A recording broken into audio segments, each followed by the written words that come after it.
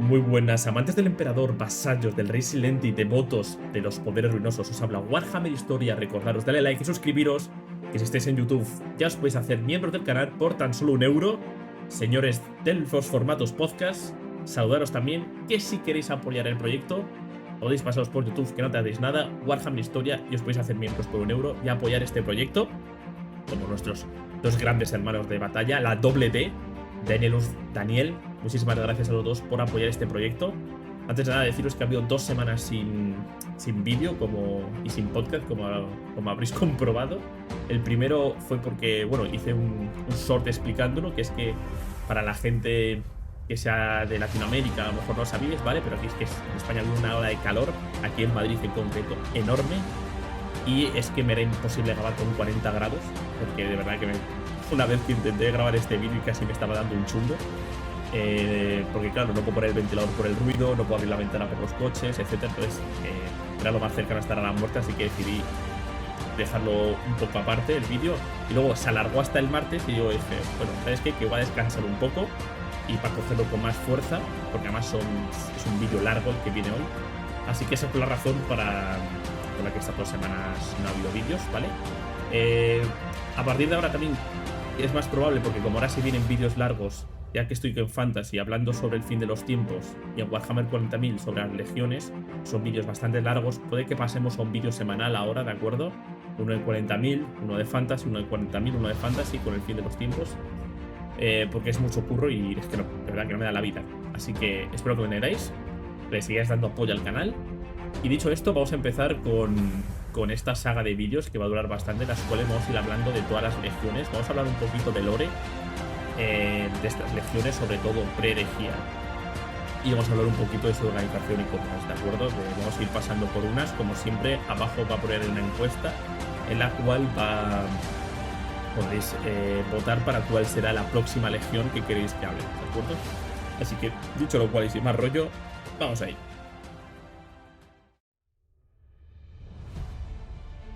En los días oscuros y helados, cuando las auroras danzaban sobre los cielos teñidos de muerte, una estrella ardiente surcó el firmamento y cayó sobre las montañas eternas de Fenris. No era una estrella, sino un presagio, la cápsula de incubación que portaba al hijo perdido del emperador, el primarca destinado a encarnar la furia de la manada y el acero de los lobos. El cascarón ardiente se estrelló contra la roca y el hielo, y de él emergió un infante que ningún mortal común habría sobrevivido ni un solo suspiro bajo tal clima implacable. El niño, aún envuelto en humo y brasas, halló su primer destino frente a los ojos incandescentes de una loba trueno. Un rugido capaz de quebrar montañas resonó, y por un instante el filo de la muerte rozó al recién llegado. Pero los hilos del destino no estaban tejidos por la extinción, sino para la leyenda. La loba vio en aquel pequeño salvaje, no a una presa, sino a un igual. Lo tomó bajo su manto de garras y colmillos, criando junto a sus cachorros, Freki y Geri. Los cronistas imperiales atribuyen gran parte de lo que sabemos a Ignaurir el Viejo, quien en su saga La Ascensión del Rey Lobo dejó grabada la memoria de aquellos tiempos. Fue en Hellwinter, la estación de hielo eterno, cuando el destino dio otro giro sangriento. Una partida de caza tribal encontró a la manada. Lanzas y flechas hendieron el aire y la madre loba cayó entre alaridos de furia junto a casi toda su prole.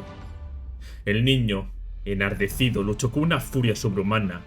Destrozó guerreros con sus manos desnudas, desgarrando carne y quebrando huesos, hasta que 11 fenrisianos yacieron muertos a sus pies.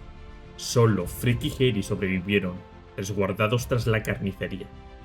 Entonces uno de los cazadores vio más allá de la bestialidad. Reconoció a aquel infante no a un lobo, sino a un humano. Aunque uno tocado por el poder de los dioses. Con un gesto de paz ordenó bajar las armas. El niño, que estaba bañado en sangre y con los colmillos descubiertos, aceptó la tregua. Pero no abandonaría a sus hermanos lobunos, y así fue conducido junto a ellos ante el trono de Fenrir, el rey de los Rash, el anciano soberano y sabio de los caminos del destino. Este no dudó. Aquel joven debía ser criado como guerrero, como verdadero hijo de Fenris. Y así fue como comenzó la forja del Rey Lobo. Bajo el fuego de los hogares y el fragor de la batalla, el niño lobo aprendió lo que significaba ser hombre. Rápidamente dominó la lengua de los fenrisianos, el arte del canto y el humor, pero sobre todo el acero. Blandió hachas y espadas de hierro con una destreza que ningún mortal podía igualar.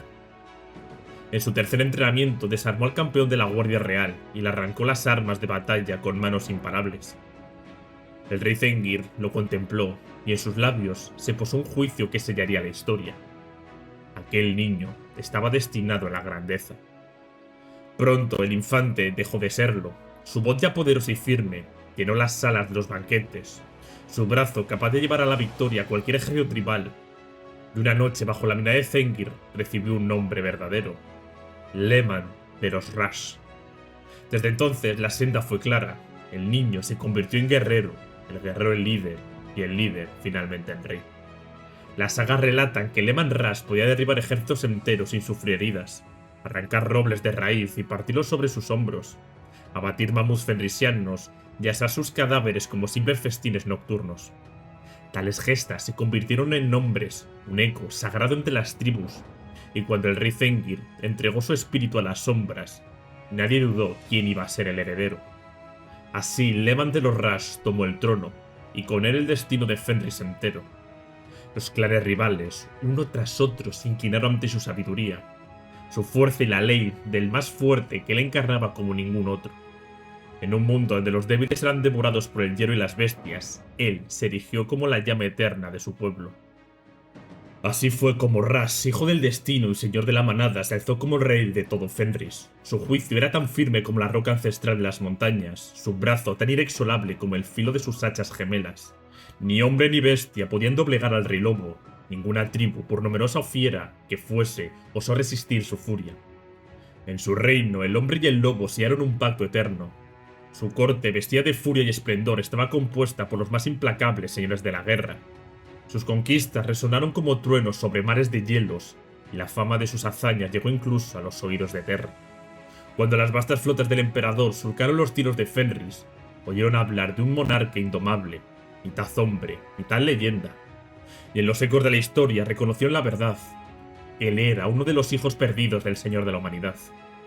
Entonces el mismísimo emperador descendió entre llamas de gloria, y sus naves eclipsaron el horizonte de Fenris. Llegaban en busca de su hijo perdido, justo cuando Rash había sellado su destino como único señor de todas las tribus del mundo lobo. Pero retrocedamos un poco en el tiempo, pues los primeros días de la Sexta Legión permanecen envueltos en un manto de sombras y secretos, como si incluso el Imperio temiera revelar demasiado. Junto a la Legión número 18 y a la 20 formaba parte de aquel trébol maldito, de protolegiones concebidas en la fragua más oscuras de las guerras de unificación. Apenas unos cuantos consejeros cercanos al emperador supieron realmente qué fue de aquellos días sangrientos, y con ellos pereció la verdad. Mientras algunas legiones heredaban las tradiciones de imperios caídos, la sexta nació como una hoja en blanco, reclutada en lo más salvaje, en lo más brutal y desechado de Terra. Individuos marcados por la violencia, bárbaros y proscritos, fueron moldeados bajo aislamiento, entrenados con una sola manada bajo el ojo de los estrategos del emperador. La semilla genética de la sexta era distinta, era peligrosa, casi indómita. Sus primeros años estuvieron marcados por muertes en sus implantes, una señal de que la carne misma luchaba contra la forja. Así, avanzaron con más lentitud que sus hermanos, apartados de las campañas principales y privados de la gloria inicial de la conquista del sistema solar. Sin embargo, esa misma segregación los libró de la crisis genética que casi aniquiló a otras legiones. Pasarían casi 10 años antes de que la Sexta fuera desatada contra las estrellas, y cuando finalmente lo hicieron como una tormenta desatada. Su primera gran prueba fue Delsvan, un mundo rico y orgulloso y tecnológicamente avanzado que osó desafiar la voluntad del emperador. Allí, bajo el mando de su primer maestro, Enoch Radvin, de la Sexta, que descendió como una lluvia de lobos de hierro, 3500 Astartes irrumpieron en el corazón de Massanore Kor, quebrando sus murallas bajo un bombardeo implacable. Lo que comenzó como un asalto quirúrgico, pronto se había convertido en una carnicería. Los defensores fueron barridos y la población civil, atrapada en el caos, se convirtió en presa de la furia de la Sexta. Hombres, mujeres, soldados y plebeyos, todos fueron arrastrados bajo la tormenta de cuchillas y fuegos. Algunos cronistas aún debaten si Radvin perdió el control de sus guerreros, o si en verdad aquella masacre fue tolerada como parte de la prueba. Pero cuando al fin la ciudad cayó, sus calles ahora eran simplemente ríos de sangre. El ejemplo bastó para quebrar la voluntad de todo Delsvan. El precio fue terrible, pero la obediencia se forjó en terror. El emperador, lejos de condenarlos, les otorgó su propia flota expedicionaria, la 115, que llevaría la furia de la Sexta a cada rincón de la galaxia. Durante 12 años, la Sexta Legión creció como una manada. Aunque su número era modesto comparado con otros colosos, su fama se extendió por la brutalidad de sus métodos. Si otras legiones trazaban estrategias complejas, la Sexta pedía lo más sangriento: asaltos directos, represalias, cacerías urbanas. Sus enemigos caían como presas, y con cada campaña su reputación se teñía de temor. No había piedad allí donde los lobos eran enviados. Los rebeldes eran aplastados, y los castigos recaían sobre ejércitos y pueblos enteros. Tanto era su fervor que se instauró el cuerpo disciplinario, encabezado por los temidos cónsules obsequiari, marcados con el emblema de la Sagauta.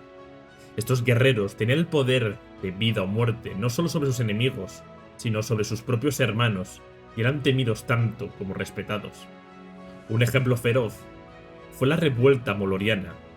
Lo que debía ser un golpe certero contra el gobierno renegado degeneró en una matanza indiscriminada. Las calles de la capital ardieron, mientras la octava compañía convertía la ciudad en un matadero.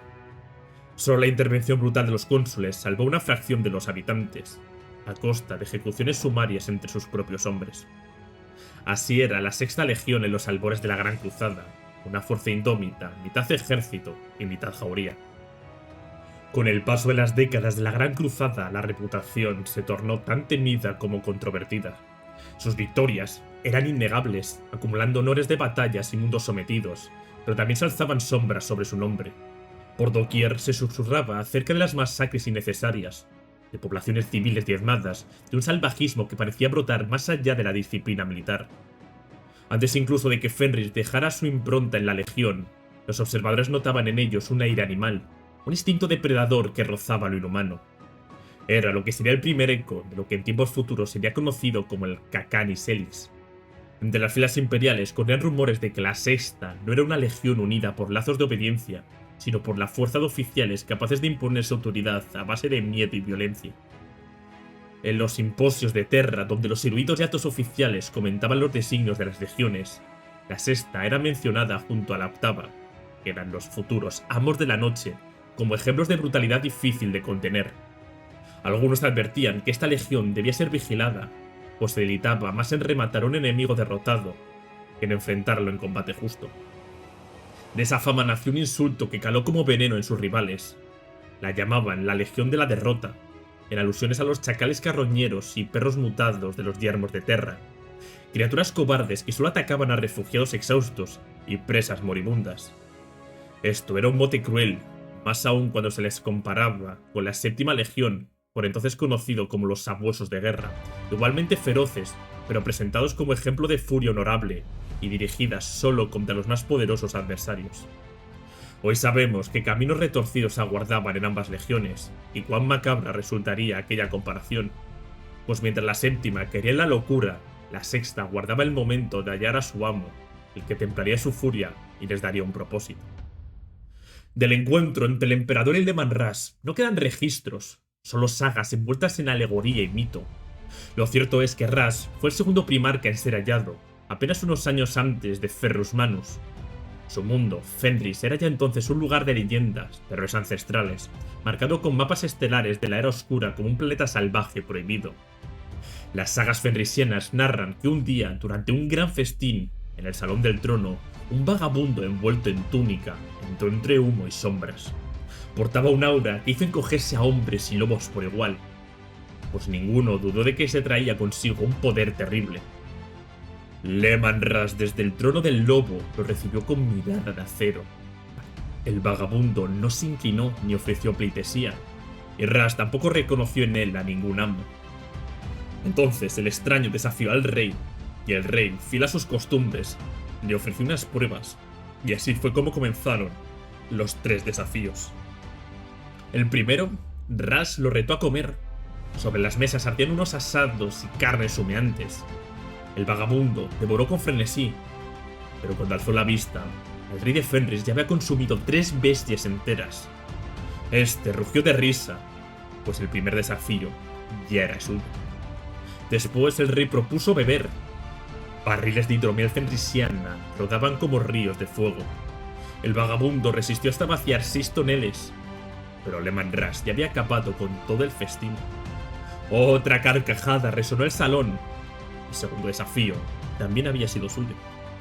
Entonces el extraño, airado y humillado, lo llamó glotón y borracho. Entonces la corte entera enmudeció.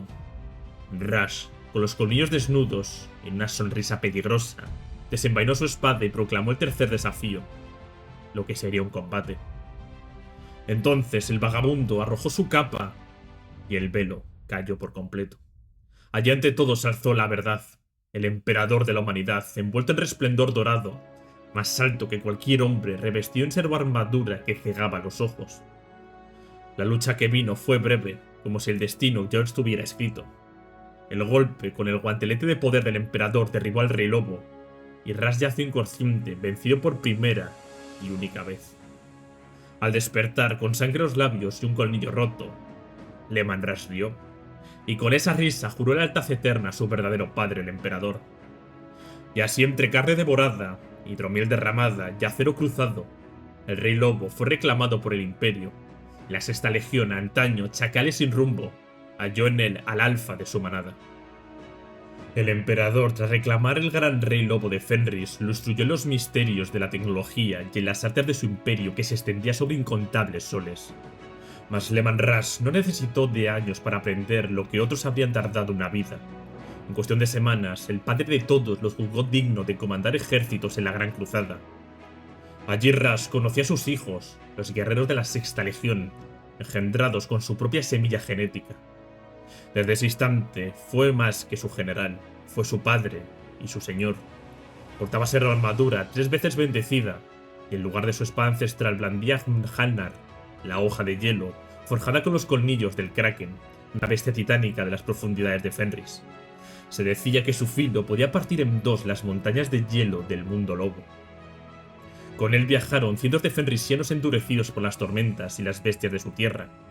Aunque muchos perecieron en la transformación hacia la carne transhumana, los que consiguieron sobrevivir fueron los primeros en ser llamados Baragir, los guardianes del lobo.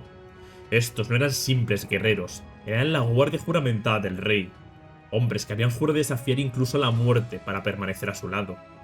Su lealtad era el fuego que ardía más allá de la genética de los Astartes. Rush los valoró más que cualquier otro, y así les dio a todos los de su legión la primera de sus lecciones. La fuerza no nace solo del acero del gen, sino de la lealtad y el honor compartido. Ahora voy a decir unas palabras que dijo Leman Rush al tomar el mando de la Sexta Legión. Así como las hebras del hierro se retuercen bajo el martillo hasta forjar una espada, así seremos. Yo y mi juramento hemos sido hasta ahora los lobos de Fenris, y vosotros, hijos de Terra. Lobos de otro suelo, pero juntos seremos los lobos que acechan las estrellas, y las bestias que arrastran en la oscuridad del vacío. Nos temerán y sabrán que son presas. La llegada del Primarca trajo júbilo a sus guerreros, que veían en él la encarnación viviente de la fuerza que veneraban. Radvin, el antiguo comandante, entregó su puesto a regañadientes, pero sin desafío. Los Baragir fueron dispersados entre las filas de la legión, y aunque su presencia despertó recelo, bastaba un solo duelo para sofocar la distensión. Ninguno que cruzara armas con los guardianes del lobo volvió a cuestionar su lugar. Con su sabiduría salvaje, Leman Rush decidió que no habría tiempo para disputas. La legión debía probarse como unidad. El emperador Yorus eligió en el campo de prueba, un reino caótico en el borde del segmentum solar conocido como la Rueda de Fuego. Nebulosas abrasadoras y tormentas empíreas azotaban sus sistemas errantes, hogar de orcos y senos depredadores.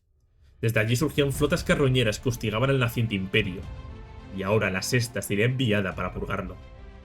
La campaña reunió varias legiones, guerreros de hierro, cicatrices blancas, miles de cohortes auxiliares y los titanes del Mechanicus. El objetivo era claro: destruir el Wag y al tirano orco Masov. Durante 5 años, la guerra rugió como una tormenta incesante. Un tercio de la legión se sacrificó en mares de sangre y acero. Radvin, antaño maestro de la sexta, cayó bajo las garras de una máquina orca durante una carga suicida en Shiat.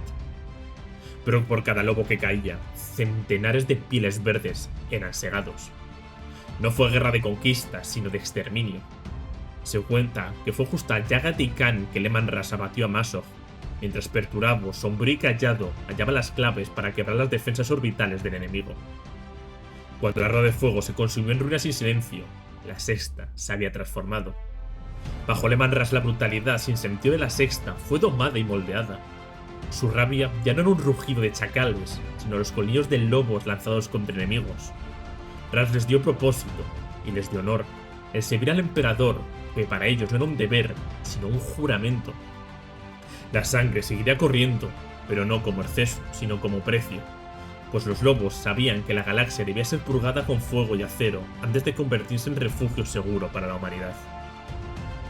Durante las duras campañas de la Gran Cruzada, los lobos espaciales derramaron sangre sin tregua, y su Primarca, astuto y feroz como ningún otro, fue visto tanto como caudillo implacable y como bestia indómita. El Imperio aún se hallaba en los albores de su forja, necesitaba de generales de su talla, pues sus guerras apenas habían comenzado, y aunque Ferrus Manus, Fulkin y Rogaldor ya se habían reincorporado a sus legiones, pocos podían igualar el celo guerrero del Rey Lobo. Tras reconstruirse, luego de la sangrienta campaña de la Rueda del Fuego, la sexta legión se lanzó de nuevo a la conquista estelar. Décadas enteras vieron a Rush y a sus lobos luchar innumerables batallas, a veces solos, otras al mando de vastas coaliciones del Auxilia Imperialis, o incluso de compañías astartes cuyos primarcas aún no habían sido hallados. Fue en esas campañas de la sexta que demostró ser más que una jauría descontrolada, y que era ahora un ejército disciplinado. Cayeron bajo sus colmillos dominios senos que habían resistido durante milenios, los orcos y los celdas de Talaris, y los Noman, tiranos de Nova Borilla, cuyas cadenas de esclavitud fueron hechas pedazos en una revuelta tan sangrienta como gloriosa. Allí mismo, el Mechanicus honró la victoria restituyendo un tanque del diseño STC al Imperio, y bautizándolo con el nombre de su libertador, Leman Rush. Fue en esta era donde los guerreros de la sexta comenzaron a llamarse a sí mismos Pilca Ferrica, los lobos de Fenris, y donde la insignia del lobo carmesí pasó a ser símbolo de toda la legión. Con el tiempo, el apodo de lobos espaciales se impulsó, pese a que muchos de sus hijos lo despreciaban como un mote forastero. Horus, irritado, veía como sus propios lobos lunares quedaban en segundo plano ante la ferocidad de los verdaderos lobos. Pero a pesar de las conquistas, la fama de los lobos siempre estuvo teñida de rumores, y la brutalidad de sus castigos, el salvajismo de sus aspectos y la furia que parecía crecer con ellos como una bestia interior, eran historias que los convertían tanto en leyendas como en advertencias. En aquellos días cada primarca buscaba brillar ante los ojos de su padre, y como no, Rush no era la excepción. Solo Horus Lupercal y Lionel Johnson podían rivalizar con la magnitud de sus conquistas.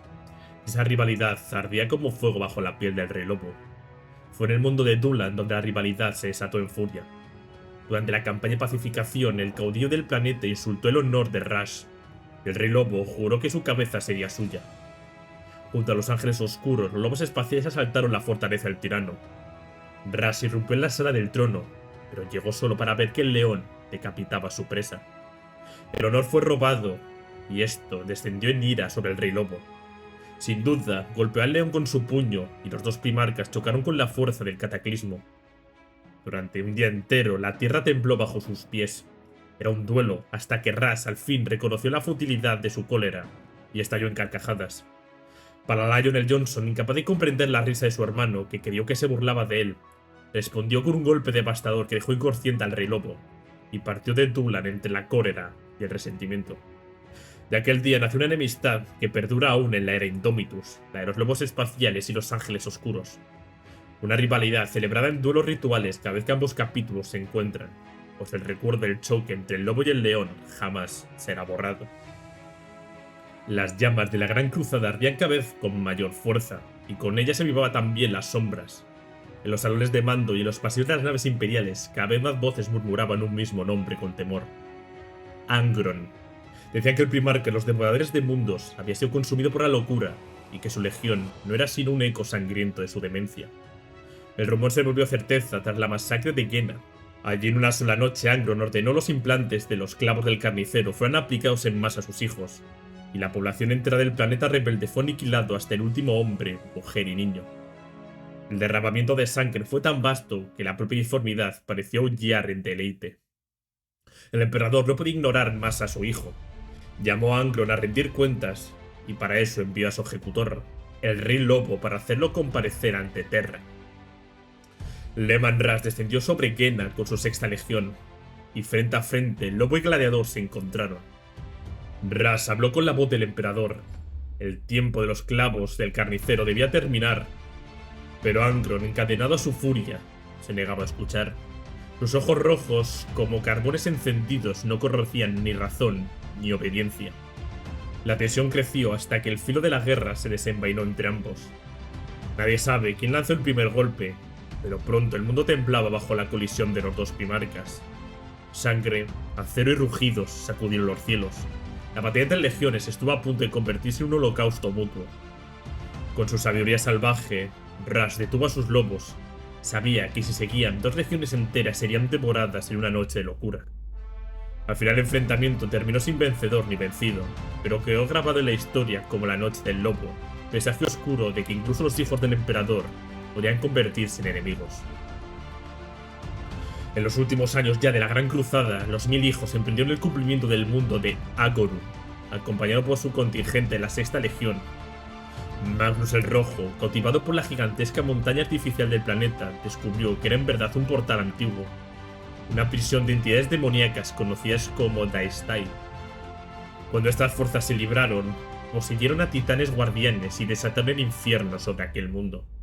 Solo el esfuerzo conjunto de los 1000 hijos y de los lobos espaciales de Fenris, liderados por el Jarl Amoldis Skarsensson, logró contener el desastre. Y aunque Magnus despreciaba la rudeza del Jarl, reconoció al fin su valor. Pero bajo la aparente victoria quedaba sembrada la semilla de una futura discordia. El cúmulo de Arxreich fue descubierto por los portadores de la palabra, un reino de 6 mundos orgullosos que rechazaron el dominio imperial. Junto a los lobos, libraron una campaña genocida.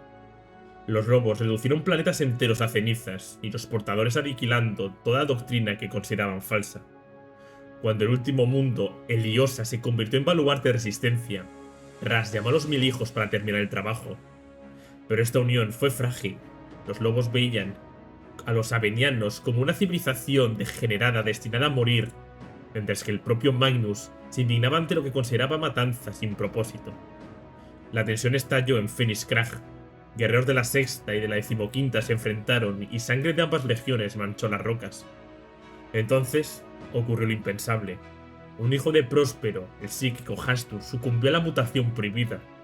Ante los ojos horrorizados de sus hermanos, su carne se retorció una monstruosidad disforme.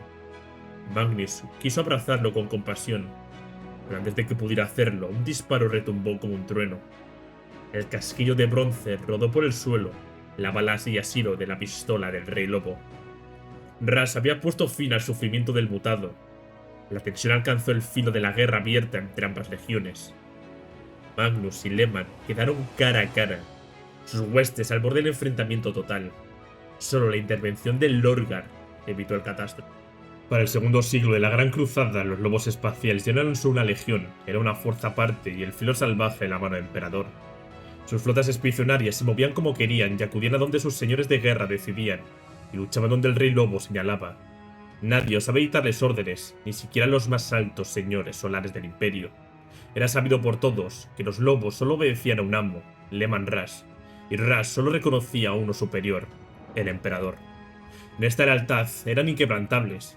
En todo lo demás mostraban indiferencia. No buscaban la aprobación de primarcas ni de gobernadores, ni sus vínculos con otras legiones, que eran tensos. Con los ángeles oscuros mantenían un respeto forjado en pasajes oscuros compartidos, y con los 1000 hijos el desprecio más absoluto. No poseían dominios más allá de Fenris, y no los necesitaban. La sexta era autosuficiente, se nutría de su mundo salvaje, del acero que arrancaban de las forjas de Riza o Lucius, y de su propia furia inagotable. El acceso a Fenris estaba prohibido, salvo para los enviados de Terra. Incluso otros Astartes eran rechazados. Los lobos habían aprendido a volverse extraños, inescrutables y aterradores a propósito. Los relatos oficiales hablan de Ragdan y sus pogromos, pero estas no fueron las únicas guerras secretas de los lobos. En la penumbra de la historia, donde la luz del imperio apenas alcanza, la sexta luchó contra horrores que ningún otro podía haber enfrentado.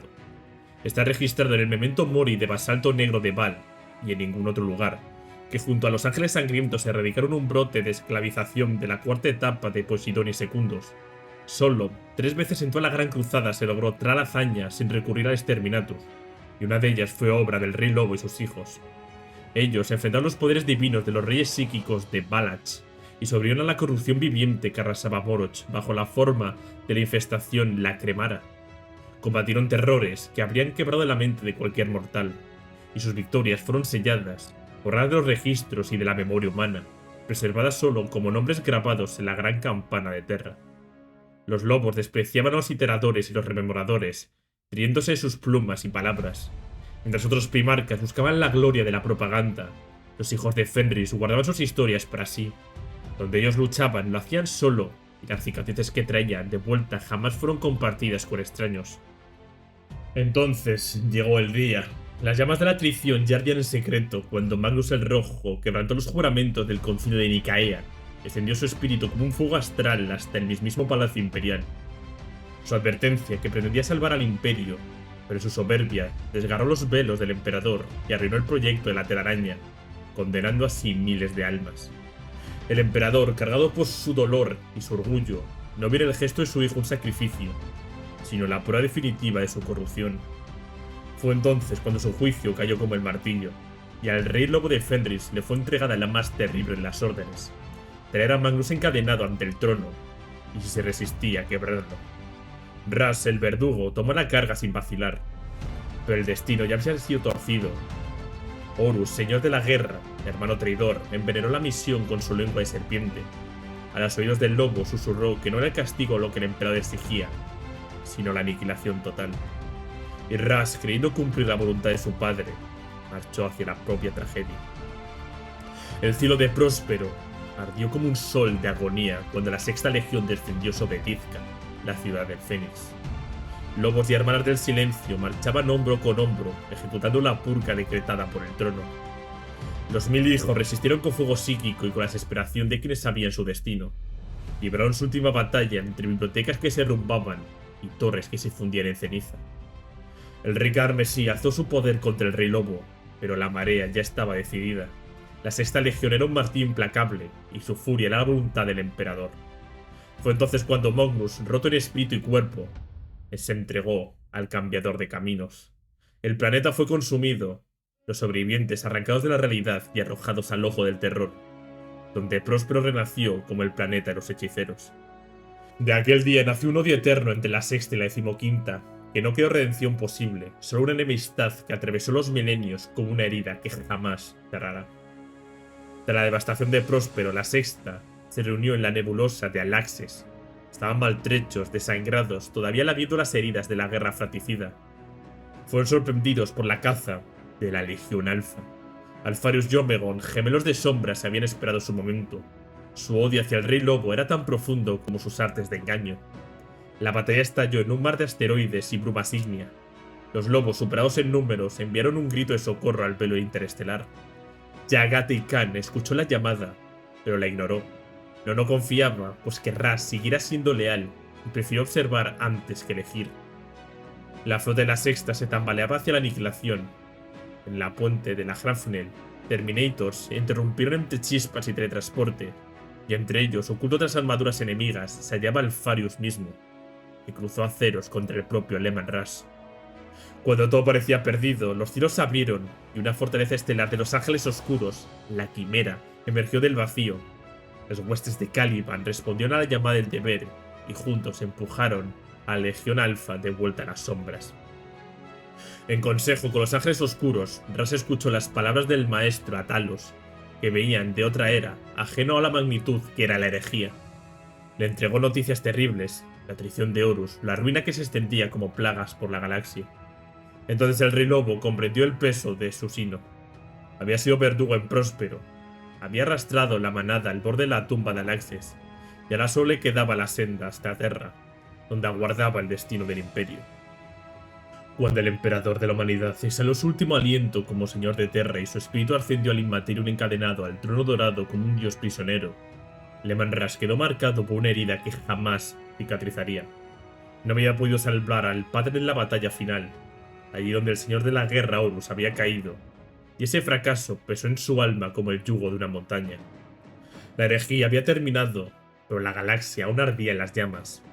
Las legiones leales emprendieron la gran purga, y en primera línea marchaba la Sexta. Durante 7 años estándar, los lobos espaciales desataron una guerra sin tregua contra los traidores, hasta que las últimas huestes del caos fueron aplastadas o condenadas al exilio, en la herida eterna que era el ojo del terror. Cuentan las sagas que en el año 211 del milenio 31, cuando 2 siglos habían pasado desde la caída de Horus, los lobos se reunieron en Fenris para celebrar la fiesta de la ascensión del emperador. Era un banquete solemne, una noche de hidromiel y canto bajo el recuerdo de la victoria amarga. Entonces el Rey Lobo se levantó y su voz atronó en el silencio del gran salón. Con mirada vidriosa, como atrapado en una visión, pronunció las palabras que quedarían grabadas en la memoria de sus hijos. Escuchen, hermanos, pues mi aliento se extingue. Llegará el día en que nuestra estirpe agonice, como yo agonizo ahora. Eso será el tiempo del lobo, y cuando los enemigos se congreguen para destruirnos, entonces escucharé su llamado y vendré. No importará la ley de vida ni de muerte, pues allí estaré para la batalla final. Tras esas palabras, Ras se giró, llamó a su guardia más cercana y abandonó el salón. Solo Bjorn, el más joven de sus hijos, quedó atrás como testigo de aquel misterio. Y desde aquel instante, el Rey Lobo jamás fue visto. Los lobos esperaron 7 años, llenando su cuerno en cada banquete, aguardando el regreso de su señor. Cuando se vio que este no volvería, fue Bjorn el elegido, y la Sexta Legión emprendió la primera gran cacería. Se lanzó al mar de las estrellas en todas direcciones buscando a su primarca entre mundos y ruinas, luchando contra monstruos y revelando profecías. Pero la búsqueda los llevó hasta el ojo del terror, donde Bjorn fue herido de muerte y confinado para siempre en un sarcófago de adamantium. La primera cacería terminó en fracaso y el Rey Lobo siguió sin ser hallado.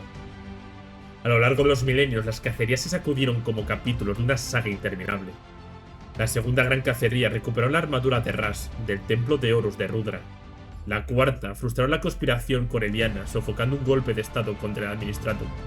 En la novena purgaron los mundos del sistema Gena, infestados por la semilla de los Genestealers. Cada cacería comenzaba igual. Los sacerdotes rúnicos recibían visiones de Ras, que hablaban a través de la disformidad, enviando su guía, su voluntad y sus advertencias.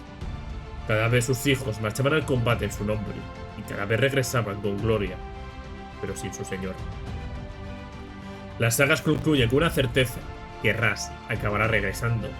Él mismo lo juró y sus juramentos, como en Fenris, son de hierro y sangre. Volverá cuando la galaxia tiemble, cuando la humanidad está al borde de la extinción, cuando los aullidos del caos ahoguen los cielos. Ese será el tiempo del lobo. Algunos creen que ese tiempo ya se acerca. Por la 13ª gran compañía perdida en la quema de Próspero, ha retornado en las fauces del ojo del terror durante la 13ª cruzada negra. Si los hijos perdidos pueden regresar, ¿cómo no habría hacerlo el Rey Lobo? Hasta entonces, en cada víspera, en todos los santos, los sacerdotes rúnicos entonan las sagas en su honor. y en cada festín su cuerno se llena de hidromiel y siempre permanece intacto, esperando el día que Ras lo alce una vez más para brindar con sus hijos. Pero antes de que Leman se marchara, llegó la segunda fundación. 7 años después de la caída de Horus, cuando no humeaban los mundos devastados por la herejía, el imperio tambaleando, halló en Robert Guilliman a su nuevo arquitecto. El hijo de Macrash, erigido como regente del imperio, tomó en sus manos el martillo de la reconstrucción. La sangre derramada había demostrado un hecho terrible. Las legiones astartes, vastas y poderosas, eran demasiado peligrosas para ser confiadas a un solo señor. Los defectos de la semilla genética, explotados por los dioses oscuros, habían llevado a la ruina a la mitad de los primarcas. De aquel juicio nació el Codex Astartes, la obra magna de Robert Guilliman, un códice de táctica, organización y disciplina. Con él las legiones fueron quebradas en capítulos de 1000 guerreros, nunca más grandes y nunca más controladas por una sola voluntad. Pero no todos los hijos del emperador doblaron la rodilla ante la nueva orden. Cuando el códice de Guilliman llegó a Fenris, Leman Rush lo tomó como un insulto.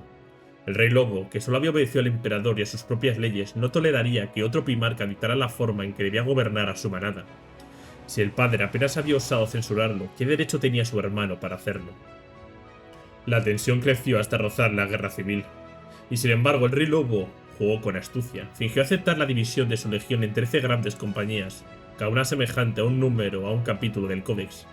Pero la verdad era otra. Las compañías de Fenris siempre habían sido autónomas, cada una con su propia flota, sus propios arsenales y un Yar que solo respondía ante el rey lobo. Ras engañó al regente y Guilliman, con un imperio entero que reconstruir, jamás comprobó la trampa. Así, mientras otros primarcas entregaban sus legiones a la segunda fundación, la sexta permaneció intacta bajo otra piel, como el lobo que cambia de pelaje sin dejar de ser una bestia. Hoy, cuando las grandes compañías se reúnen bajo un gran lobo, los lobos espaciales son uno de los capítulos más numerosos y poderosos del imperio. Solo los templarios negros y los ultramarines le superan el número. Pero el rey lobo no solo desafió con astucia, también soñó con estrategia. Ras concibió un plan grandioso digno de las sagas: levantar sucesores de su sangre que cercaran el ojo del terror, un muro de hierro y colmillos contra los traidores. De ese sueño nació el capítulo Los Hermanos Lobos, mas el destino fue cruel. La semilla genética de Fenris portaba la marca indomable de la Canis Helix, y los hermanos sucumbieron a la maldición del Wulfen, hasta perder su forma y totalmente la razón. El capítulo entero fue purgado por la Inquisición, borrado como si nunca hubiera existido. Los altos señores de Terra, temerosos de esta inestabilidad, prohibieron para siempre la creación de nuevos sucesores de Ras. Así, entre todos los hijos de la primera fundación, los lobos espaciales permanecieron únicos y solitarios, sin herederos que compartieran su linaje. Aunque la visión de Lars fracasó, su idea no murió. El Consejo de Terra retomó la estrategia bajo otro nombre: las Tartes Praeses, 20 capítulos guardianes apostados como centinelas alrededor del ojo del terror, vigilando día y noche la herida del universo para contener a los sirvientes del caos. Así, incluso derrotado, el rey lobo dejó su huella en el destino del imperio, un muro de acero y carne y juramentos erigido contra la marea oscura que se cernía. A finales del 1041, el caos se enfrentó al orden, y en ningún lugar ese duelo se mostró más crudo y feroz que en el sistema de Fenris, guarida de los lobos y hijos del rey lobo. Las tormentas de la disformidad desgarraban el firmamento, extendiendo ruina y corrupción. Zench, el cambiador de caminos, tejía su telaraña de engaños, haciendo que hermanos mirasen a hermanos con sospecha, y aliados alzaran las armas entre sí. La galaxia, que ya sangraba por 1000 heridas, se precipitaba hacia una medianoche sin estrellas. Y en medio de ese ocaso, la primera señal, el regreso de la 13ª compañía, los Wulfen perdidos en el ojo del terror. Donde otros veían monstruos, Ulrich el Matador vio heraldos. Los Wulfen, medio hombres y medio lobos, surgieron de las grietas del Imperio con colmillos ensangrentados y garras como cuchillas, portando aún las runas de Fenris. Rugieron contra demonios y los desgarraron como bestias hambrientas. Para algunos señores lobos era una prueba de la maldición de la Canis Helix, una condena del caos. Pero para Ulrich eran la voz del destino, los heraldos del tiempo del lobo, el anunciado del regreso de Leman Rush. Pero fue el colmillo, el eco de su retorno fue percibido como una blasfemia, manipulados por ilusiones del cambiante. Los ángeles oscuros vieron en los Wulfens no aliados, sino a traidores. Las viejas rivalidades ardieron como brasas en el viento. La sombra de Próspero volvió a alzarse sobre el destino de Fenris. Las grandes compañías volvieron a su sistema natal, con bodegas llenas de Wulfens, pero no hallaron honor sino juicio. Sobre Fenris descendió la roca, la fortaleza monasteria y los ángeles oscuros a la cabeza de una cruzada imperial. En su interior, el gran maestro Azrael consideraba las pruebas sembradas por el demonio, exploradores muertos, falsos registros, voces astropáticas envenenadas. Todos señalaban a los lobos. En Midgardian, Jesvedgar y Frodheim los demonios ya se habían afianzado, y la marea oscura avanzaba sin freno. Logan Grimnar, el gran lobo, luchó en las entrañas de Midgardian contra el Tétrada infernal. Rocas y fuego sepultaron a los campeones de Fenris, y el destino del anciano rey quedó incierto. Fue entonces cuando el propio Azrael, convencido de las mentiras del cambiante, ordenó lo impensable, el exterminatus sobre el mundo de Fenris. En el puente de la roca, el demonio disfrazado como Vox, Saneskal, Mentaxis tejía su última trampa. Con voz robada proclamó la muerte del Logan Grimnar, la traición de los lobos y su conveniencia con el caos. Ordenó a la flota imperial abrir fuego, y el sistema de Fenris se convirtió en un infierno de llamas orbitales. Midgardia ardió, Frodheim fue partida en ruinas, y los hijos de Ras fueron cazados por sus propios hermanos. Pero la voz del destino habló. El hermano capitán Stern de los Caballeros Grises desenmascaró al impostor, señaló al cambiante y lo nombró por lo que era, la anarquía encarnada. Con la batalla librada en las entrañas de la roca, el demonio fue por fin desertado, y la verdad quedó revelada. Los lobos habían sido víctimas de la astucia de Thench. En el ojo del terror desde lo alto de la torre del Cíclope, Magnus el Rojo estaba sonriendo. Durante milenios había tramado ese momento, pidiendo conjuros y maldiciones para que los lobos pagaran por Próspero. Pero no solo quería su derrota, quería arrancarles la fe, corromper sus almas y arrastrar sus herencias a las fauces de Thench. Las torres plateadas descendieron entonces sobre Fenris, no una, sino 9 fragmentos de la locura arcana de Próspero, ciudadelas que se deslizaban entre la realidad y el empirio. Cada torre cayó sobre un punto de poder, alineando el mundo con el designio del rey carmesí.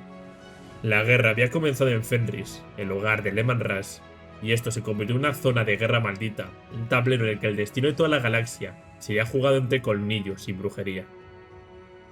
Y después de hablar un poquito de la historia de los lobos espaciales y del lore, vamos a hablar de cómo es la organización. Primero, pre-herejía. Cuando el emperador halló a Leman Russ, la sexta legión aún se aferraba con uñas y colmillos al rígido código de la Principia Belicosa, esa disciplina férrea impuesta como cadenas de hierro, mantenía a raya la tempestad salvaje que ardía los corazones. Ejecuciones en el campo, obediencia ciega, uniformidad sin alma. Así sobrevivía la legión antes del hallazgo de su padre. Pero luego, a la llegada del rey lobo, esas cadenas se hicieron polvo. La furia antes reprimida fue tomada como una bestia salvaje y liberada en la batalla. Rush tomó la barbarie y la convirtió en arma, tomó la rabia y la moldeó en acero. El rugido de Fenris sustituyó las ordenanzas de Terra, y así la sexta se transformó en una manada unida, bajo un estandarte de colmillos y hielo. Los lobos ya no guerreaban como autómatas de doctrinas imperiales. Ellos cazaban, se lanzaban contra enemigos con la velocidad de la tormenta y la ferocidad de la bestia. Preferían las distancias cortas, donde los ojos se encontraban y los colmillos podían desgarrar la carne. La muerte era suya en combate cerrado, y en los tiroteos de corto alcance, en las avalanchas de choque que arrasaban toda resistencia. De este espíritu nacieron las formaciones únicas de cazadores grises y las garras sangrientas, espinas dorsales de la legión en los días que precedieron a la tragedia de Próspero.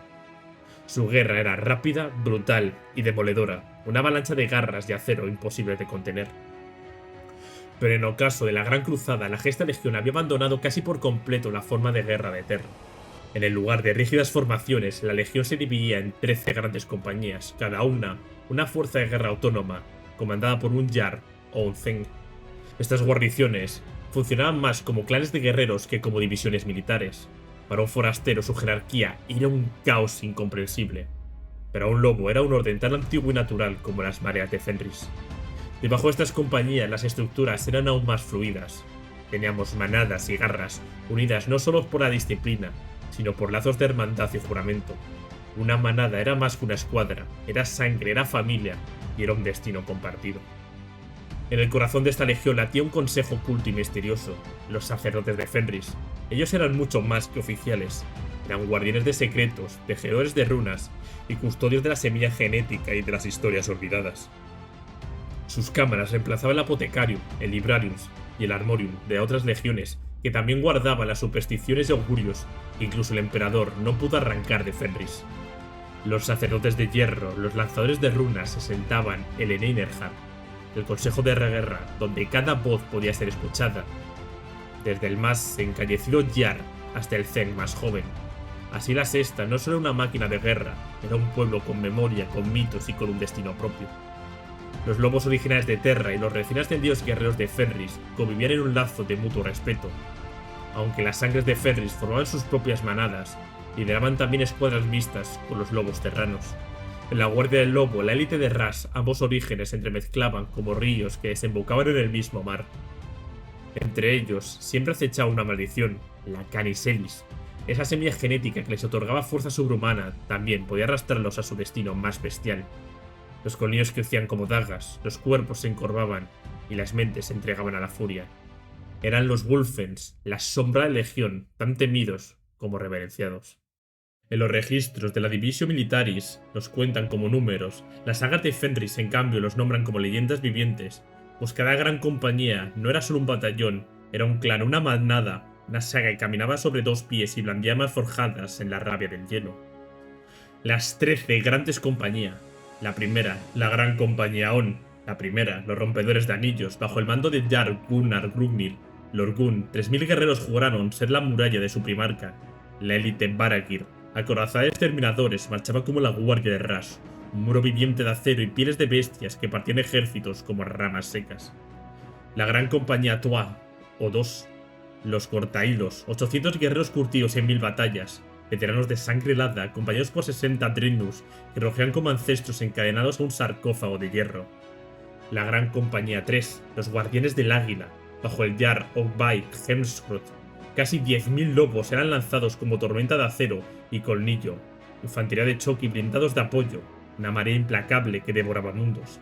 La Cuarta Gran Compañía, los Maestros del Gusano Sangre, al mandado del temido Esbar Hoja Roja, 8.600 guerreros sedientos de matanza, una infantería pesada, artillería y las temidas formaciones de garras sangrientas, carniceros en armadura que se debilitaban en brechas y asedios. La Quinta Gran Compañía, la tormenta de hielo sangriento, 10.000 guerreros al mando del Jarl Almodis Skarsen, una fuerza mixta endurecida en Fenris, que golpeaba como granizo ardiente en mitad de la noche. La Séptima Gran Compañía, conocidos como los Portadores de la Llama Tumularia.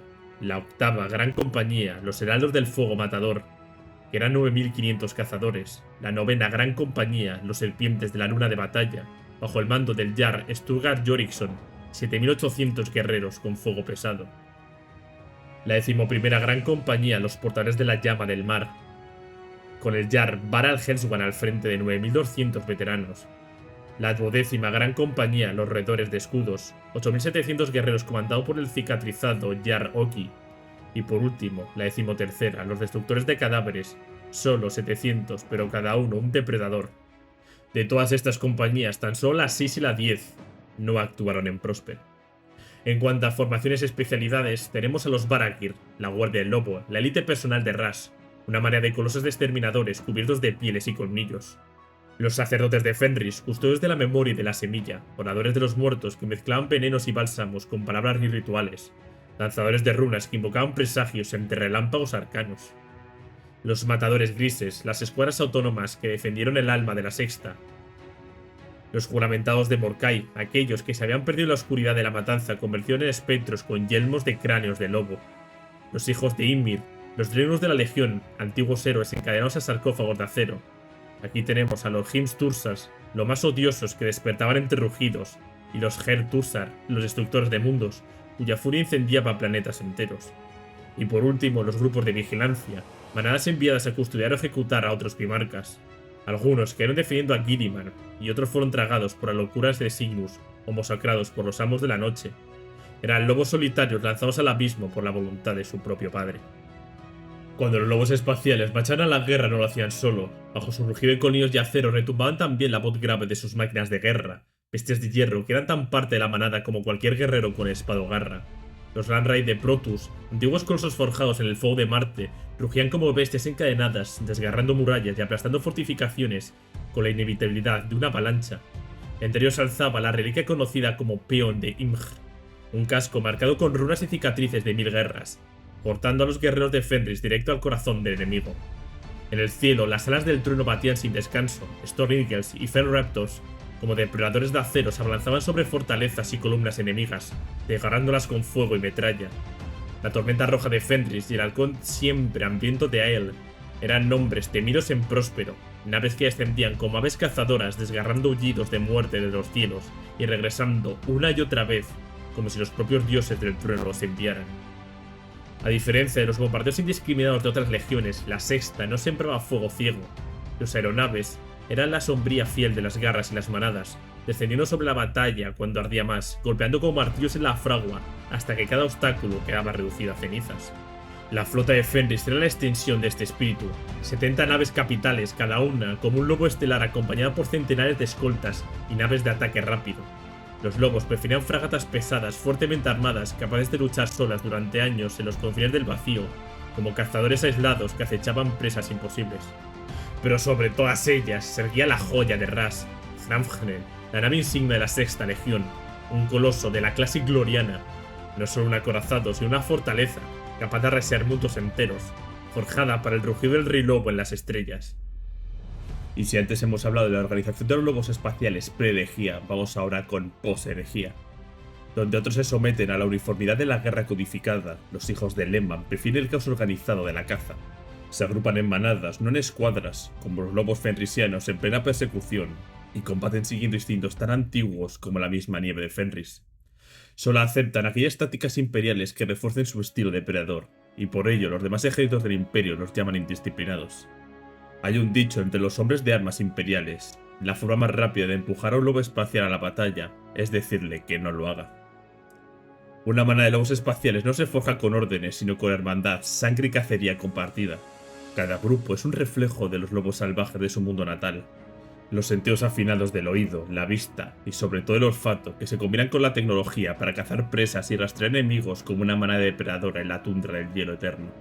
Existen 4 pilares fundamentales que conforman el corazón del capítulo: las guerras sangrientas, los cazadores grises, los venerables colmillos largos y la orgullosa élite de la Guardia del Lobo.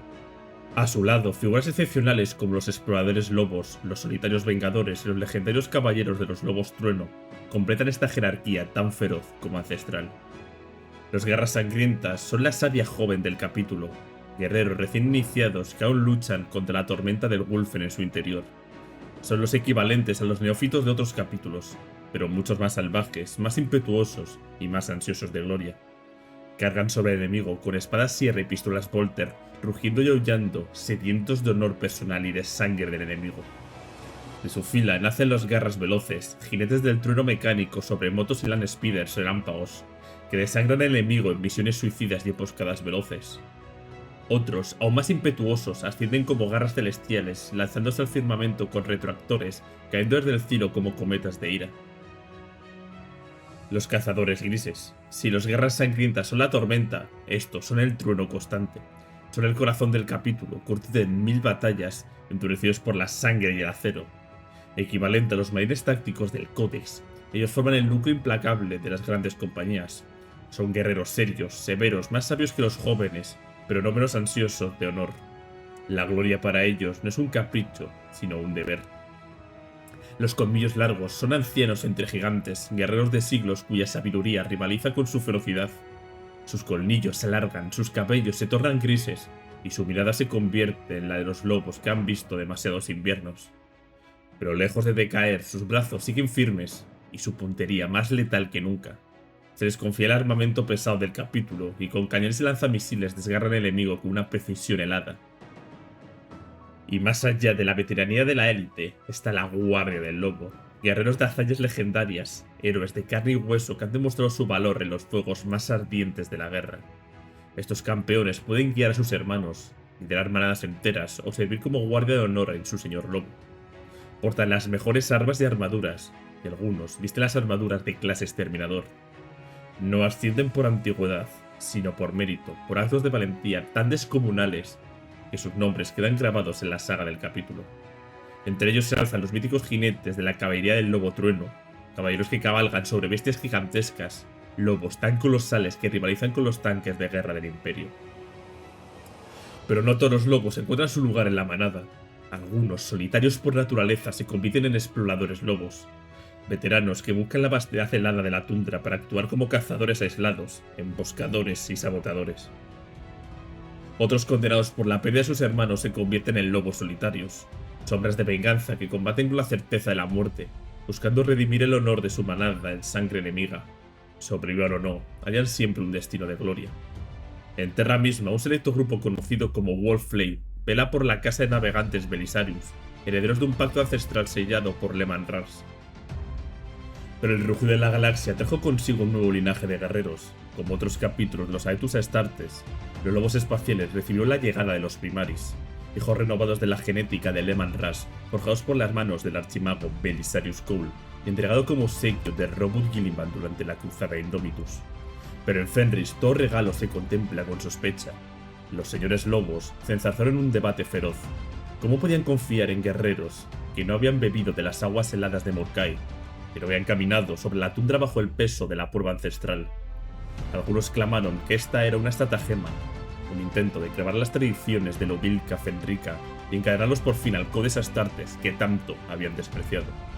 El gran lobo, sin embargo, dictó su voluntad. Los hijos de Leman Ras acatarían las órdenes del regente imperial, pero mantendrían su espíritu indomable como siempre. Y así los Primaris fueron aceptados en las grandes compañías con recelo primero y con respeto más tarde. Al igual que sus hermanos primogénitos, los Primaris ascienden en jerarquía según el tiempo de guerra. Comienzan como garras sangrientas, crecen como cazadores grises, maduran como colmillos largos y los más valientes alcanzan la guardia del lobo. Aún así conserva la estructura táctica propia de sus armas modernas, reflejo de las manos que los creó. Los intercesores son el núcleo de la cacería Primaris. Tan firmes como equivalentes, cazadores grises se erigen en la columna vertebral de las manadas. Su calma gélida les permite leer el campo de batalla como si fuera una saga escrita en sangre, descargando fuego certero con sus fusiles Bolter. Y sin embargo, bajo esa frialdad late la ferocidad de Fenris. Cuando la orden de carga resuena, no vacilan en lanzarse al combate cuerpo a cuerpo, rompiendo filas y derramando gloria. Entre ellos nacen varias variantes: los intercesores pesados, murallas vivientes enfundadas en servoarmaduras gravis; los intercesores de asalto, que rompan con pistolas Bolters pesadas y espadas sierras; y los intercesores veteranos, héroes curtidos, que con sus victorias se ganan un lugar entre los colmillos largos. Los interceptores son el trueno encarnado, impetuosos, veloces, caen del firmamento como meteoros de acero, impulsados por retroactores gravis que los llevan donde ningún enemigo se siente seguro. Su olfato y vista sobrenaturales convierten la cacería en un arte. Persiguen presas a través del humo, toxinas o ruinas ardientes, hasta dejarlos acorralados.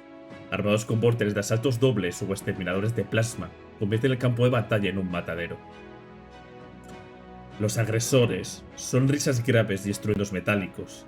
Avanzan como una avalancha, arrasando con tormenta de fuego y golpes demoledores, rompiendo las formaciones enemigas para que otras manadas culminen la matanza. Sus guantaletes, ya sean lanzallamas o vólteres, convierten a cualquier enemigo cercano en ceniza o carne desgarrada. Son el golpe del martillo de los lobos espaciales. Los Hellblasters son los maestros del plasma, los portadores de armas que rugen como soles en miniatura. Cada disparo de sus incendiadores funde acero y carne por igual. Para ellos, el espíritu máquina de sus armas no es una herramienta, sino un compañero. Creen que si han de morir consumidos por la furia del plasma, su final será un último verso compartido con su arma en un cantar eterno hacia Fenris.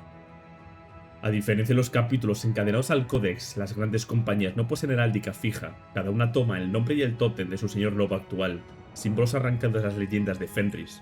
Así, los lobos de la tormenta de Björn llevan el emblema del mítico Drekan, el lobo del trueno que fue derrotado por Ras en tiempos antiguos. Cuando un señor lobo muere, su guardia el lobo escoge a un sucesor entre sus filas, y la gran compañía cambia de nombre, reinventándose. Algunos incluso se adoptan títulos nuevos para reflejar el tótem que los guía, como hizo por ejemplo Egil Mano de Plata, que se transformó en Egil Lobo de Hierro, señor de la bestia que duerme bajo las montañas. De este modo los símbolos de Fenris nunca mueren, vuelven una y otra vez reencarnados en nuevos señores, cantando nuevas sagas. Entre todas, una es diferente a todas, la compañía del Gran Lobo.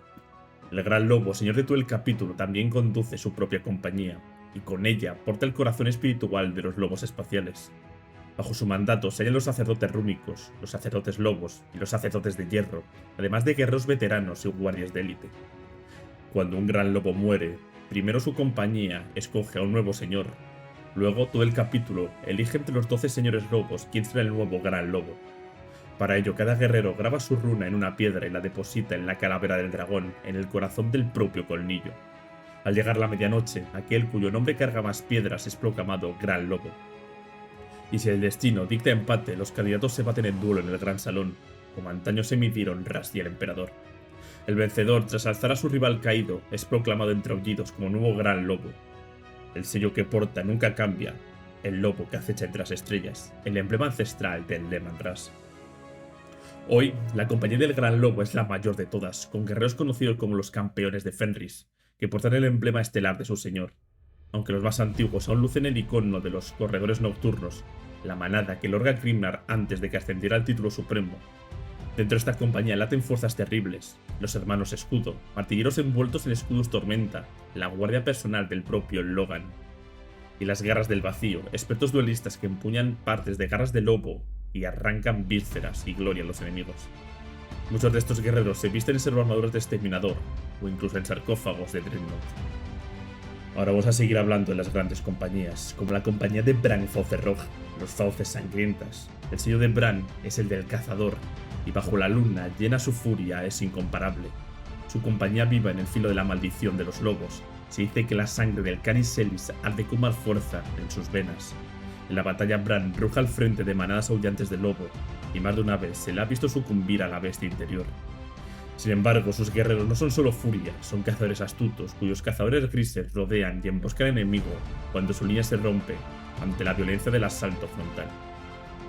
La compañía de Engir Krakendom, los lobos marinos. El emblema de Engir es el lobo marino, nacido de los cazadores de krakens que habitan en las islas del sur.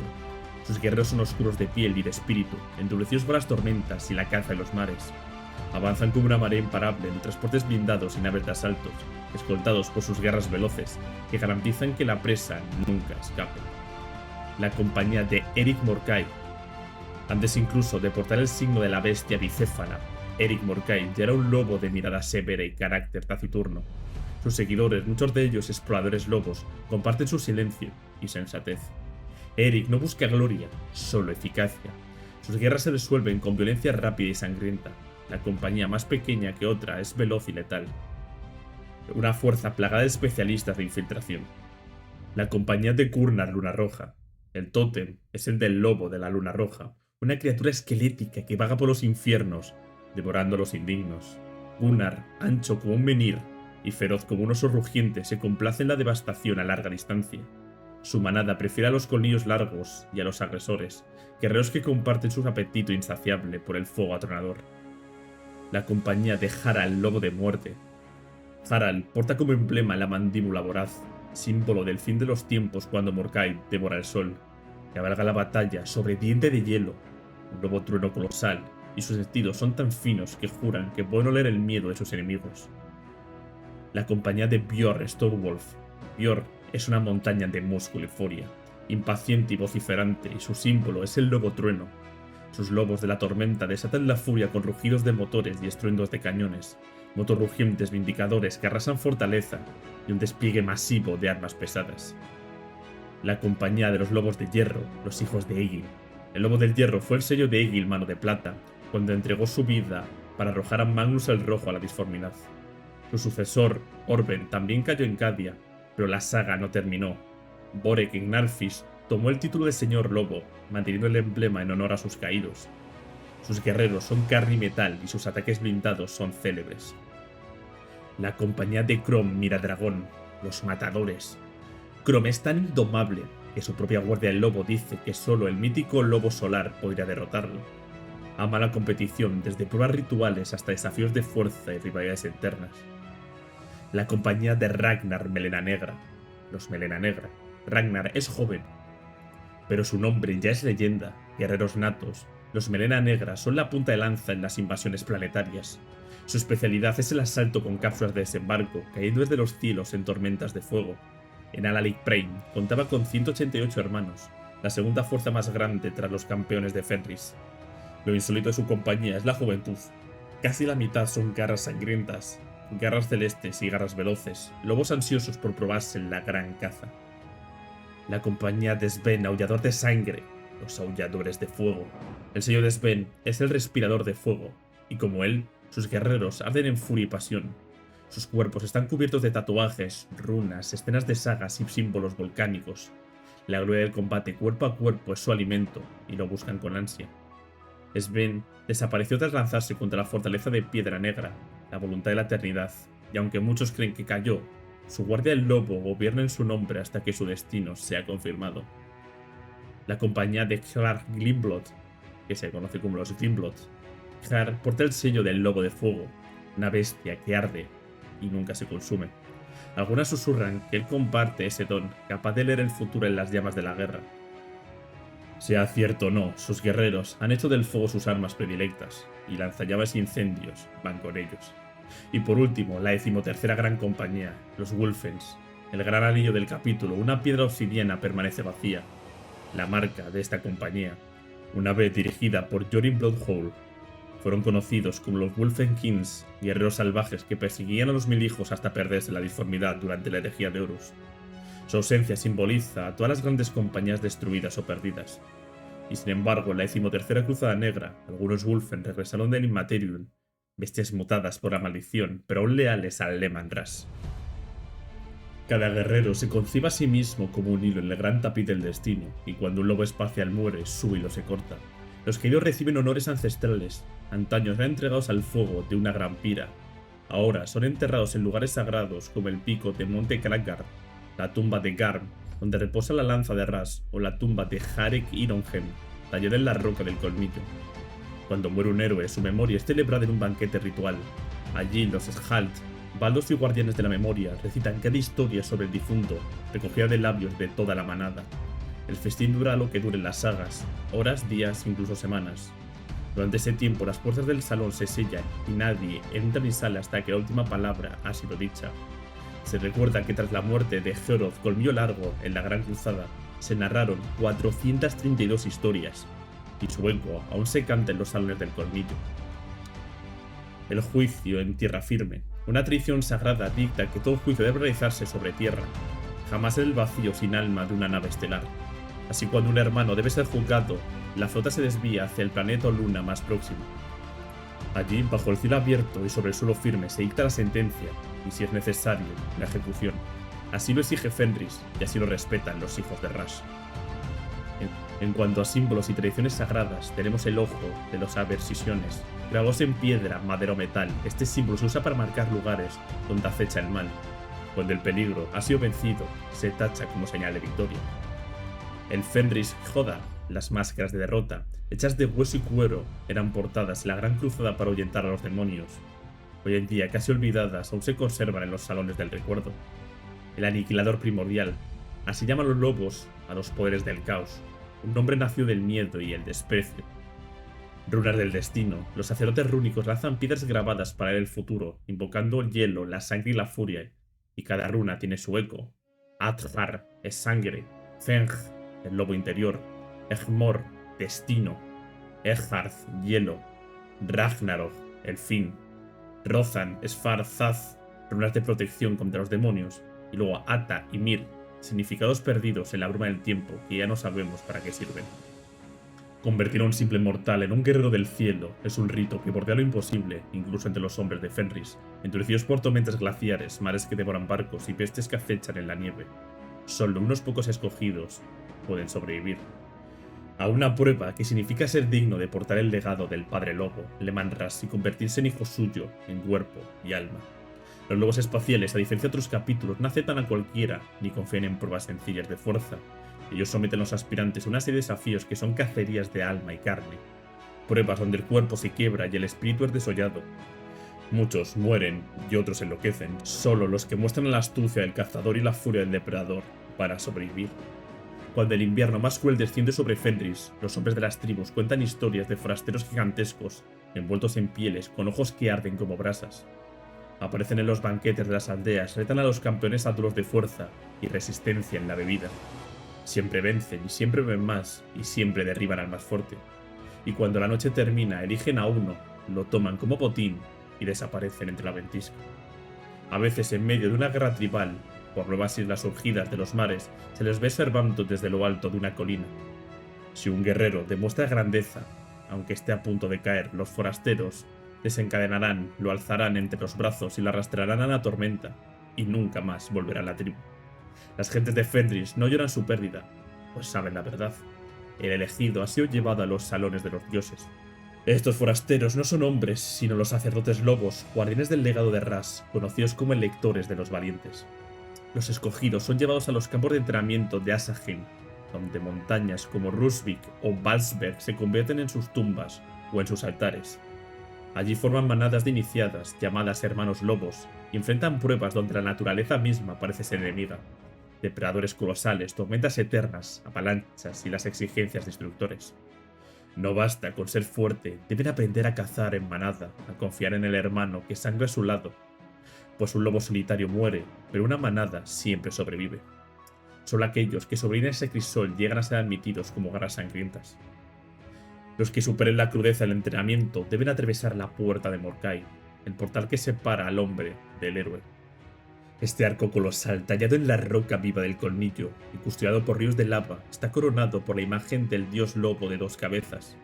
Quien cruce el umbral entrega su alma a los sacerdotes rúnicos que escrutan su mente con el filo de la magia ancestral.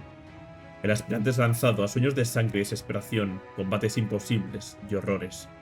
Allí los cobardes no despiertan jamás, sus cuerpos son entregados como esclavos a los sacerdotes de hierro. Solo los que emergen del juicio con la mente intacta pueden continuar. Pero lo peor aún aguarda. El último desafío es la prueba de Morkai, también llamada la sangría. El aspirante es llevado a 1000 kilómetros más allá del colmillo, a tierras baldías, donde hasta el aire muerde como acero.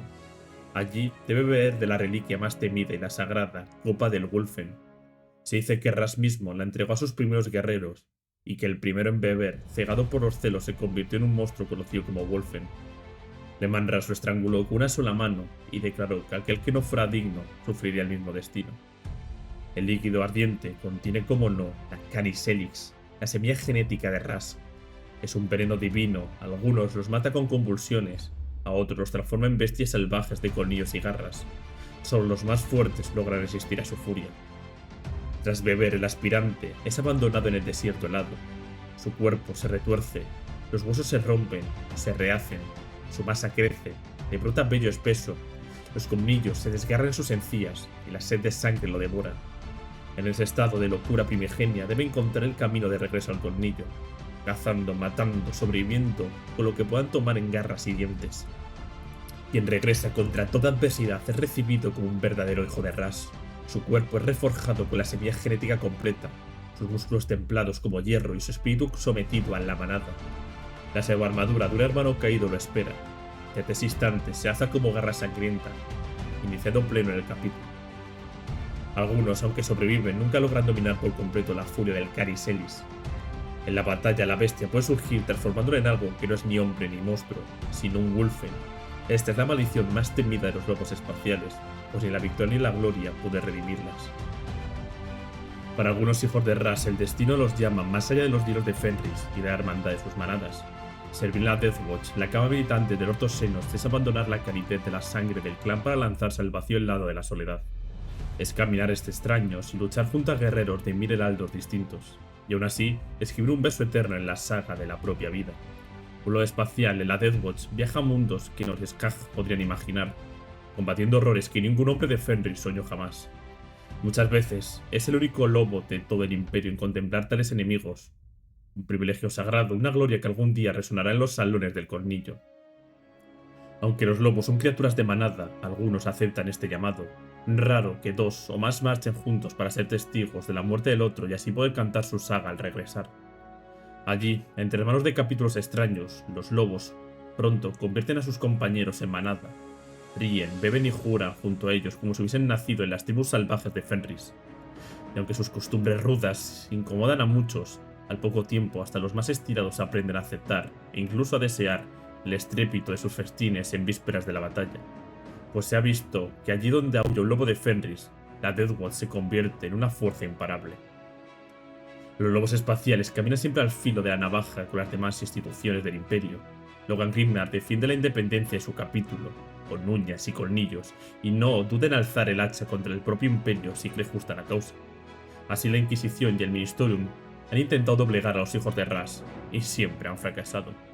Esa testaruda ferocidad ha granjeado a los lobos tantos enemigos como aliados, pero la gloria de Grimnar es tal que llegó a comandar ejércitos enteros durante la 13ª Cruzada Negra de Abaddon.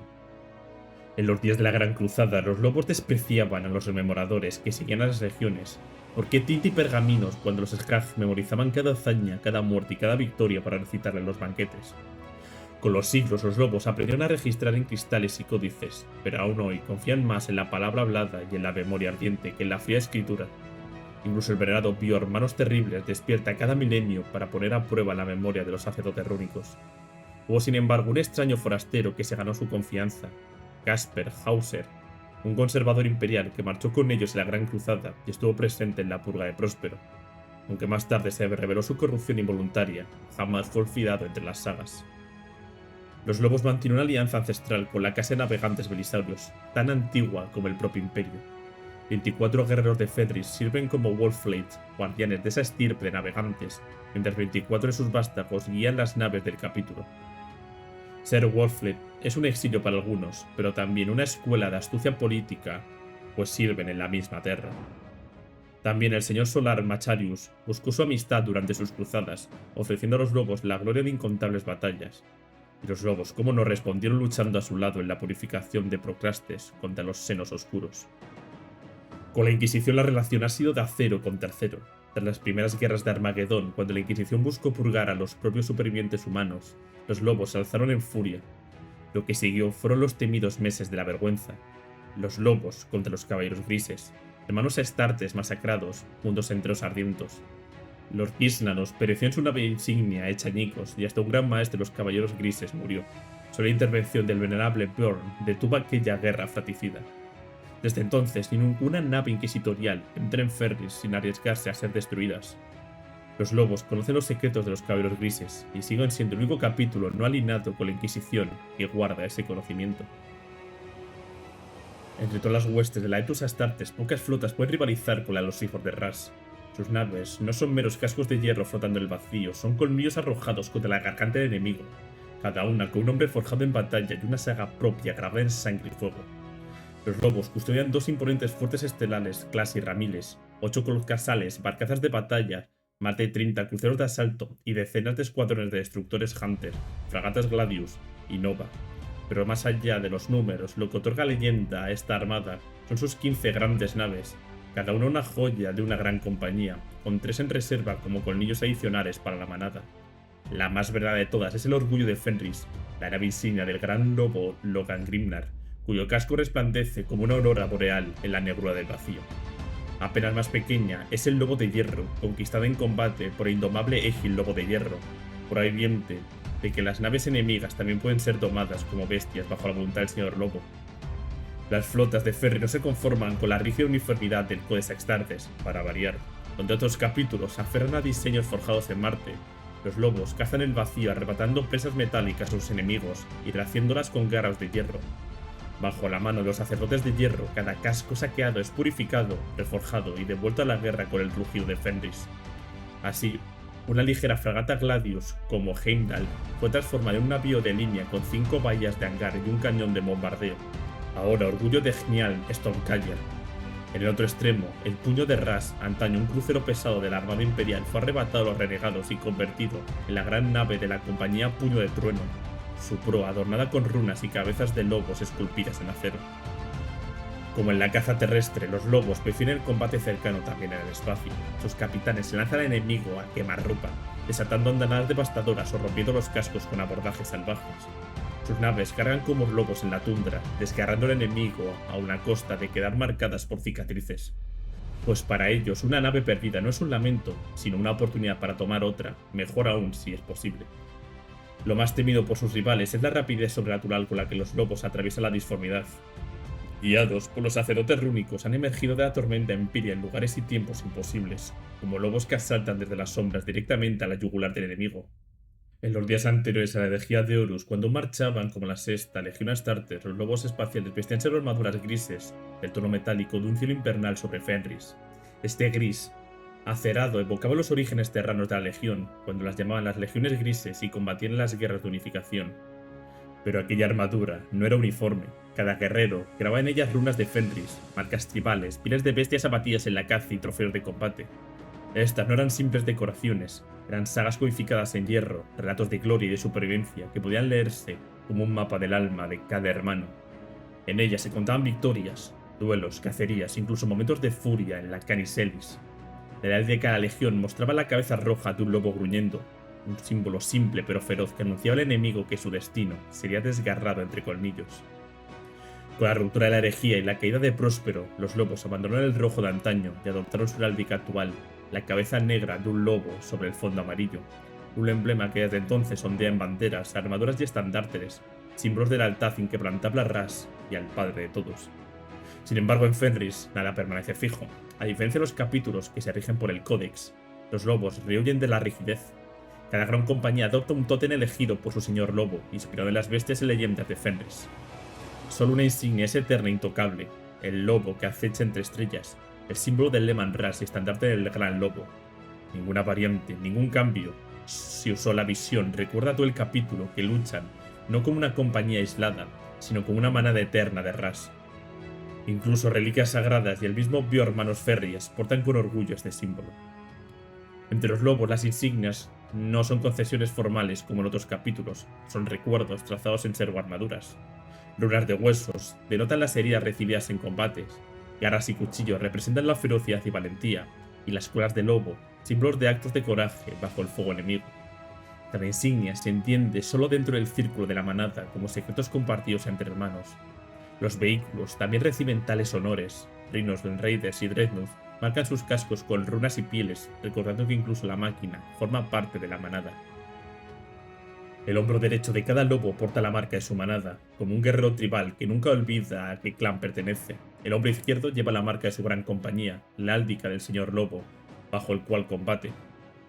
Cuando varias compañías se unen en una sola campaña, se crea una insignia de grupo de guerra que todos lucen mientras dure la empresa. Una de las más célebres es la de Ragnar Melena Negra, una calavera de lobo con colmillos sobre dos huesos cruzados, símbolo antiguo, cargado de misterio, y ha reaparecido en muchas épocas, y siempre anuncia gloria teñida de sangre. En la actualidad los lobos espaciales visten servoarmaduras azul grisáceo, como los mares helados de Fenris bajo la luz de la luna. Se adornan con pieles y colmillos y garras que los lobos que cazan, llevando consigo el espíritu de la manada. Cada hombrera, cada rodillera y cada estandarte es un testimonio viviente, no a la disciplina fría de un códex, sino al rugido de un pueblo que recuerda que es más bestia que máquina, más manada que ejército, y que cada colmillo lleva una saga grabada en su esmalte.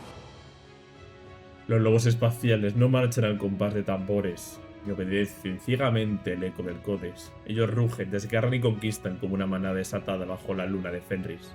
Son la tormenta que se abalanza sobre los mundos enemigos, y el olido que hiela la sangre antes de que caigan las primeras hachas. Los colmillos que arrancan la carne del destino mismo. Allí donde los hijos de Ras ponen en pie, los cielos se estremecen con su furia, la tierra se tiñe de rojo. Pues los lobos no conocen el descanso, no temen a los dioses oscuros ni a la muerte, solo viven para la caza eterna, y por el aullido que nunca será silenciado.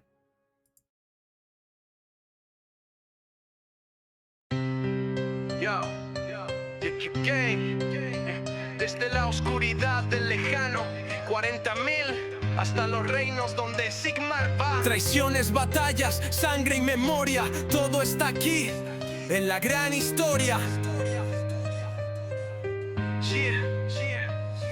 Desde la oscuridad del lejano 40.000 hasta los reinos donde Sigmar va. Traiciones, batallas, sangre y memoria, todo está aquí en la gran historia. Si el lore te llama y el de